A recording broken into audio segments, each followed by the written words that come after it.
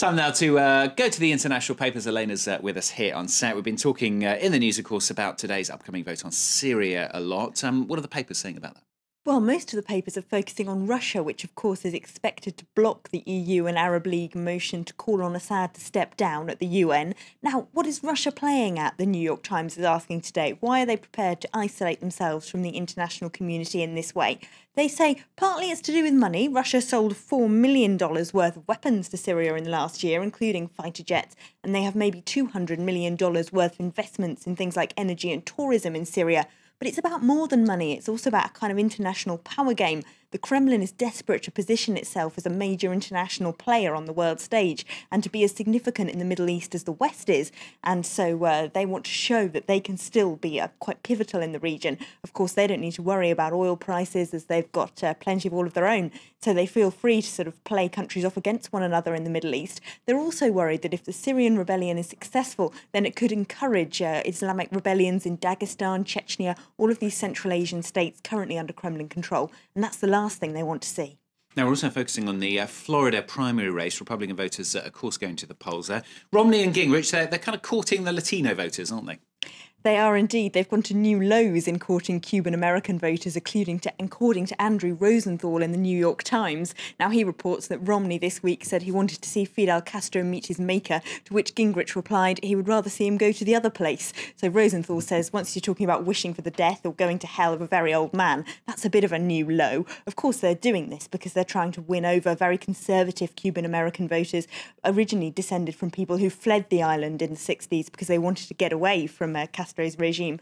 So Rosenthal reports that Gingrich is actually running Spanish language ads, which go so far as to compare Obama's healthcare system to the Cuban one, saying it's like the socialised medicine that your parents ran away from, which seems to be a bit of a stretch. But will this actually play well with Cuban-American voters? Well, The Atlantic is looking at whether the Hispanics voting in the Republican primary actually care all that much about Cuba.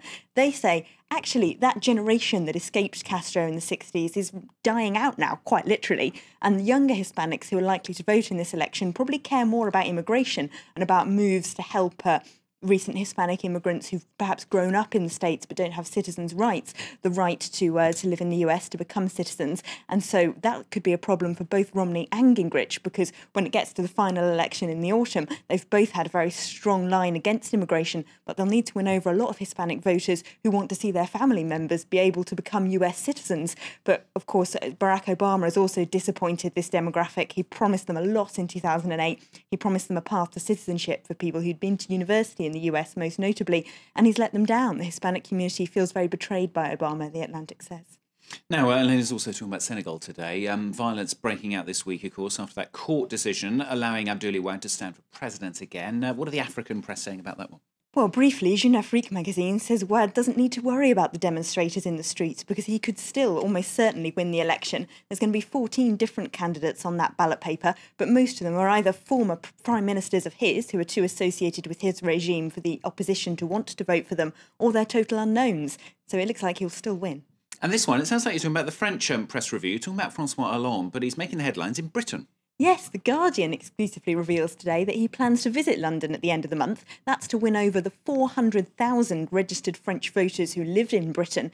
The problem is not many of them are natural socialist voters. A lot of them work in finance in the city, and most of them voted for Sarkozy the last time round. So it might be quite a hard demographic for Hollande to sell himself to. He's also not gone down very well with some in the city, including the London Mayor Boris Johnson, who tells The Times that while he doesn't want to interfere in the French election, he thinks that Hollande would be dangerous for the UK economy because, of course, he plans to crack down on financial institutions and regulate them more. Now, Johnson thinks this would be very dangerous for the city, and so that's a problem for Hollande, really. The policies that might help him win with French voters might also be scaring off some of the foreign leaders that he'll have to work with if he does become president, like David Cameron. Fantastic stuff. You managed to get Boris Johnson and François Hollande in the same paper review. Thanks very much, Elena, there with the